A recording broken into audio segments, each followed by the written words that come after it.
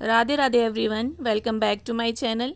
आज का ये वीडियो लड्डू गोपाल के छठी पूजन का वीडियो है, जिसमें मैं आपको बताऊंगी कि किस तरह से आप लड्डू गोपाल को छठी वाले दिन स्नान कराएं, क्या भोग लगाएं, कैसे उनका श्रृंगार करें, कैसे पूजा करें और आज के दिन आप क्या विशेष करें। तो ये सारी चीज़ें मैं आपको इसी वीडियो में बताने वाली हूँ, इसलिए वीडियो को बिना स्किप किए एंड तक ज़रूर देखिएगा। और अगर आप मेरे चैनल पर नए हैं तो चैनल को सब्सक्राइब कर लें। तो चलिए वीडियो शुरू करते हैं। देखिए, सबसे पहले हम यहाँ लड्डू गोपाल की घी से मालिश कर रहे हैं।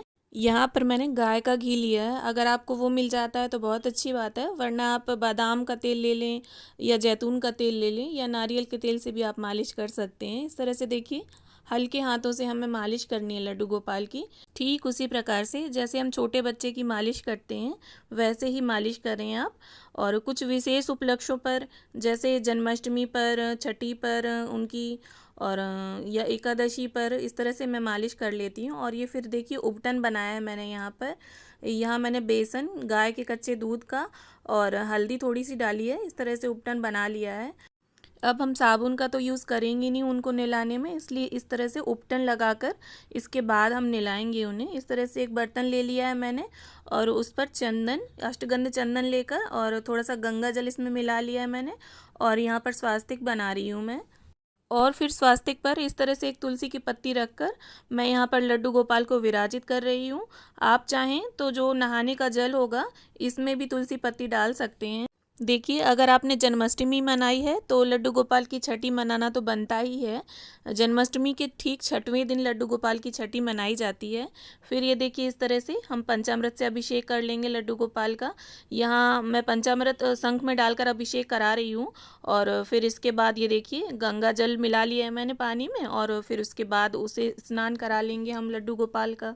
देखिए, जो लड्डू गोपाल की छठी होती है उसमें व्रत नहीं रखा जाता है, जैसे जन्माष्टमी में व्रत रखा जाता है, पर इसमें नहीं रखा जाता है। इसे एक उत्सव के रूप में मनाया जाता है। और अगर आप जन्माष्टमी के दिन नए लड्डू गोपाल अपने घर पर लाए हैं तो आप छठी के दिन उनका नामकरण अवश्य करें।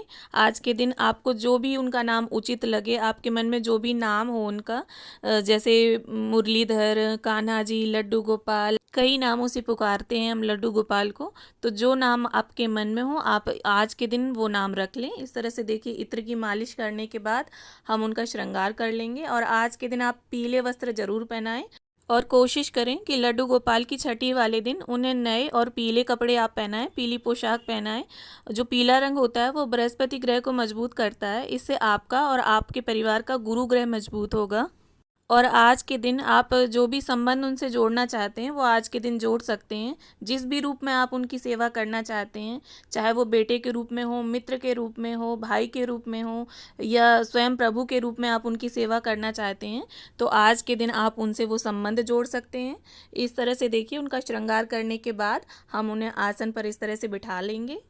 और देखिए, ये संपूर्ण पूजन करते समय आप उनके मंत्रों का जाप जरूर करें। और आपको जो भी मंत्र आता हो, जैसे ओम नमो भगवते वासुदेवाय या ओम गोविंदाय नमः, या आपकी जबान पर जो भी मंत्र रटा हो, आप उसका उच्चारण करते करते ये पूजन करें। इस तरह से देखिए, मैंने यहाँ अष्टगंध चंदन का तिलक कर दिया है और अक्षत अर्पित कर दिए हैं लड्डू गोपाल को। और श्रृंगार कराने के बाद इस तरह से आप उन्हें शीशा ज़रूर दिखा दें। और ऐसा शीशा लें जो दोनों साइड से बंद हो, किसी ने उसमें अपना फेस ना देखा हो। इसके बाद ये देखिए, इस तरह से बांसुरी अर्पित कर देंगे हम लड्डू गोपाल को। और इसके बाद ये देखिए, दीपक का भी पूजन कर लेंगे और दीपक को प्रज्वलित कर लेंगे।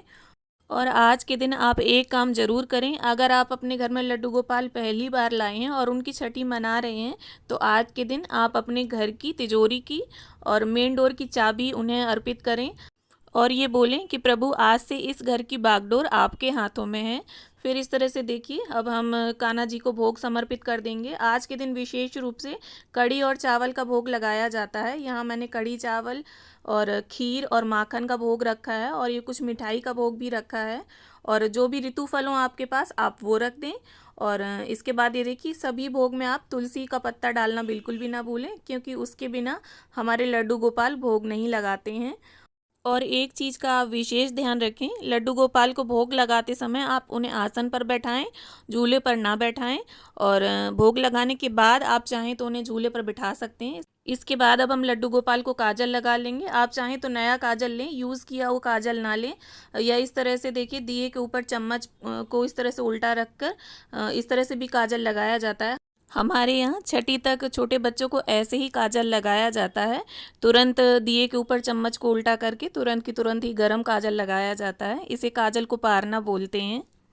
ये देखिए इस तरह से हम लड्डू गोपाल को काजल लगा लेंगे और थोड़ा सा काजल कान के पीछे भी लगा देंगे, जिससे उन्हें किसी की नज़र ना लगे। और इस तरह से थोड़ा माखन मिश्री चटा देंगे और फिर इसके बाद उनकी प्रेम पूर्वक आरती उतार लेंगे। और साथ में यशोदा माँ की, गौ माता की, सभी की हम आरती उतार लेंगे। जो भी आरती आपको आती हो आप उससे आरती उतार लें। और इसके बाद देखिए एक विशेष काम जो आज के दिन आपको ज़रूर करना है। इस तरह से कोई भी धान ले लें आप। मैं यहाँ चावल ले रही हूँ, आप इसकी जगह पर गेहूँ भी ले सकते हैं। और उसके ऊपर जितना सामर्थ्य हो आपका उतना आप पैसा रख लें और 6 बार एक साइड से और 7वीं बार इस तरह से उतार कर, और ये जो चावल या गेहूँ जो भी आप लेंगे उसे आप किसी गरीब ज़रूरतमंद को या ब्राह्मण को या किन्नर को दान कर दें। और इस तरह से देखिए ये भोग जब आप लगा लेंगे इसके बाद आप लड्डू गोपाल को झूले में भी बिठाल कर झूला ज़रूर झुलाएं। और आज के दिन आप लड्डू गोपाल को मोर पंख जरूर भेंट करें।